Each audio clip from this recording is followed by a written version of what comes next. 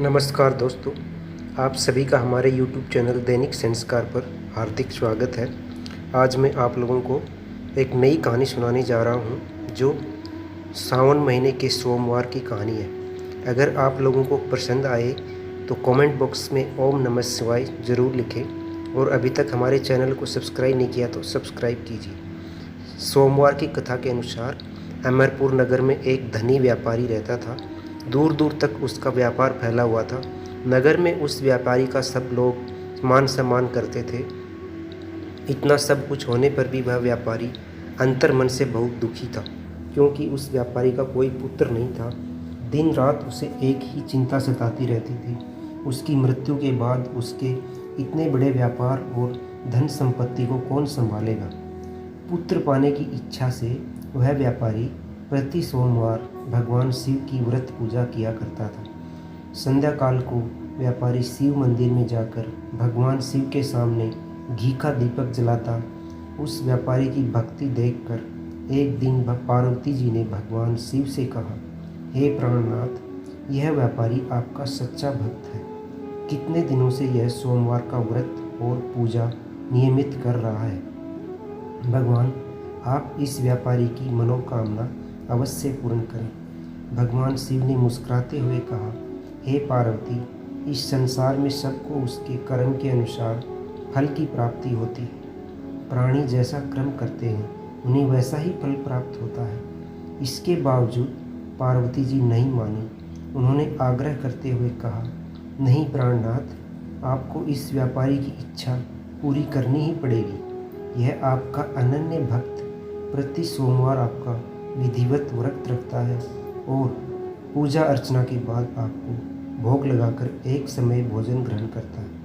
आपको इसे पुत्र प्राप्ति का वरदान देना ही होगा। पार्वती जी का इतना आग्रह देखकर भगवान शिव ने कहा, तुम्हारे आग्रह पर मैं इस व्यापारी को पुत्र प्राप्ति का वरदान देता हूँ, लेकिन इसका पुत्र 16 वर्ष से अधिक जीवित नहीं रहेगा।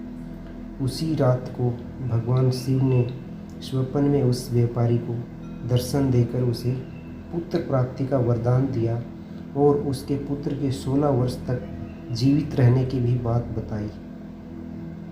भगवान के वरदान से व्यापारी को खुशी तो हुई, लेकिन पुत्र की अल्प आयु की चिंता ने उस खुशी को नष्ट कर दिया। व्यापारी पहले की तरह सोमवार का विधिवत व्रत करता रहा। कुछ महीने पश्चात उसके घर अति सुंदर पुत्र उत्पन्न हुआ। पुत्र जन्म से व्यापारी के घर में खुशियां भर गई। बहुत धूमधाम से पुत्र जन्म का समारोह मनाया गया। व्यापारी को पुत्र जन्म की अधिक खुशी नहीं हुई, क्योंकि उसे पुत्र की अल्प आयु के रहस्य का पता था। यह रहस्य घर में किसी को भी नहीं मालूम था। विद्वान ब्राह्मणों ने उस पुत्र का नाम अमर रखा। जब अमर 12 वर्ष का हुआ तो शिक्षा के लिए उसे वाराणसी भेजने का निश्चय हुआ। व्यापारी ने अमर के मामा दीपचंद को बुलाया और कहा कि अमर को शिक्षा प्राप्त करने के लिए वाराणसी छोड़ आओ। अमर अपने मामा के साथ शिक्षा प्राप्ति करने के लिए चल दिया। रास्ते में जहाँ भी अमर और दीपचंद रात्रि विश्राम के लिए ठहरते, वहीं यज्ञ करते और ब्राह्मणों को भोजन कराते। लंबी यात्रा के बाद अमर और दीपचंद एक नगर में पहुंचे। उस नगर के राजा की कन्या के विवाह की खुशी में पूरे नगर को सजाया गया था। निश्चित समय पर बारात आ गई, लेकिन वर का पिता अपने बेटे के एक आंख से काणे होने के कारण बहुत चिंतित था। उसे इस बात का भय सता रहा था कि राजा को इस बात का पता चलने पर कहीं वह विवाह करने से इनकार न कर दे। इससे उसकी बदनामी होगी।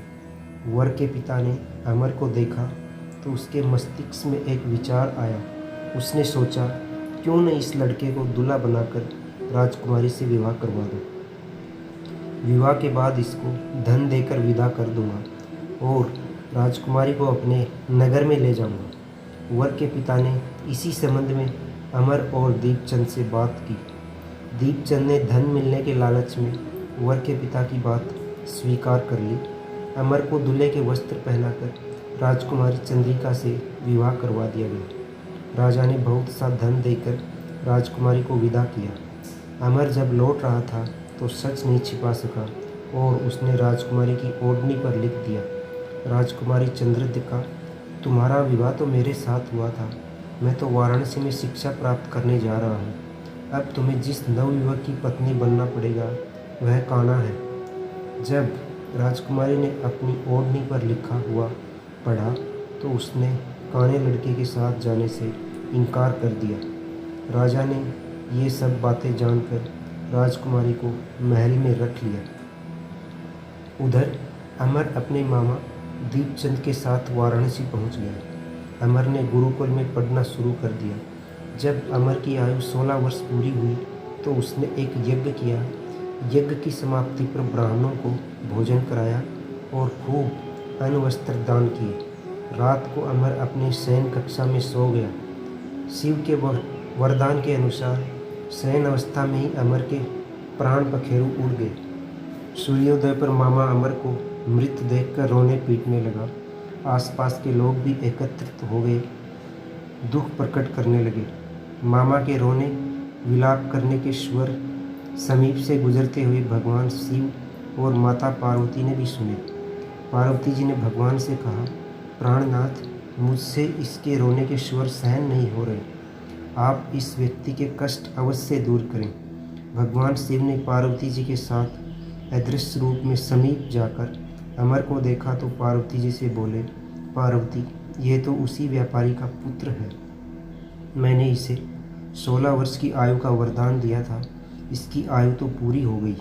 पार्वती जी ने फिर भगवान शिव से निवेदन किया, हे प्राणनाथ, आप इस लड़के को जीवित करें, नहीं तो इसके माता पिता पुत्र की मृत्यु के कारण रो रो कर अपने प्राणों का त्याग कर देंगे। इस लड़के का पिता तो आपका परम भक्त है, वर्षों से सोमवार का व्रत करते हुए आपको भोग लगा रहा है। पार्वती जी के आग्रह करने पर शिव ने उस लड़के को जीवित होने का वरदान दिया और कुछ ही पल में वह जीवित होकर उठ बैठा। शिक्षा समाप्त करके अमर मामा के साथ अपने नगर की ओर चल दिया। दोनों चलते हुए उसी नगर में पहुँचे जहाँ अमर का विवाह हुआ था। उस नगर में भी अमर ने यज्ञ का आयोजन किया। समीप से गुजरते हुए नगर के राजा ने यज्ञ का आयोजन देखा। राजा ने अमर को तुरंत पहचान लिया। यज्ञ समाप्त होने पर राजा और अमर उसके मामा को महल में ले गया और कुछ दिन उन्हें महल में रखकर बहुत सा धन वस्त्र देकर राजकुमारी के साथ विदा किया। रास्ते में सुरक्षा के लिए राजा ने बहुत से सैनिकों को भी साथ भेजा। दीपचंद ने नगर में पहुंचते ही एक दूत को घर भेजकर अपने आगमन की सूचना भेजी। अपने बेटे अमर के जीवित वापस लौटने की सूचना से व्यापारी बहुत प्रसन्न हुआ। व्यापारी ने अपनी पत्नी के साथ शिवम को एक कमरे में बंद कर रखा था। भूखे प्यासे रहकर व्यापारी और उसकी पत्नी बेटे की प्रतीक्षा कर रहे थे। उन्होंने प्रतिज्ञा कर रखी थी कि यदि उन्होंने अपने बेटे की मृत्यु का समाचार मिला तो दोनों अपने प्राण त्याग देंगे। व्यापारी अपनी पत्नी और मित्रों के साथ नगर के द्वार पर पहुंचा। अपने बेटे के विवाह का समाचार सुनकर पुत्रवधू राजकुमारी चंद्रिका को देखकर उनकी खुशी का ठिकाना नहीं रहा।